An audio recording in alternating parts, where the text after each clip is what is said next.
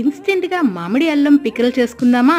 ఏ పచ్చడిలో అయినా పులుపు కోసం నిమ్మకాయ, చింతపండు లాంటివి వాడుతూ ఉంటాం. ఈ మామిడి అల్లం పికిల్లో పులుపు కోసం ఫ్రెష్ మామిడికాయ తురుముని వాడుతున్నాం. మామిడి అల్లాన్ని శుభ్రంగా కడుక్కుని తుడుచుకుని పై పొట్టు తీసేసి చిన్న చిన్న ముక్కలుగా కోసుకుని ఒక చిన్న గ్లాసుడు ముక్కలు ఈ మామిడి తురుములో వేసుకున్నాం. మనం పులుపు తినే లెవెల్స్ బట్టి మామిడి తురుముని పెంచుకోవటం తగ్గించుకోవటం చేసుకోవచ్చు. యూజువల్ గా మామిడి అల్లంలో మనం టిఫిన్స్ లోకి చేసుకునే అల్లం పచ్చడి ఎట్లా ఉంటుందో అట్లాగే మామిడి అల్లం పచ్చడి చేస్తారు. ఇప్పుడు చేసే వెరైటీ అయితే మామిడి అల్లం ముక్కలతో చేసిన వెరైటీ. దీంట్లోకి టీ స్పూన్ పసుపు, పావు గ్లాస్ కి సరిసమానంగా లేదంటే కొంచెం తక్కువగా ఉప్పు అండ్ ముప్పావు గ్లాస్ వరకు కారం వేసాం. కారం కొంచెం ఎక్కువగా తినేవాళ్ళు ఫుల్ గ్లాస్ వరకు కారం వేసుకోవచ్చు.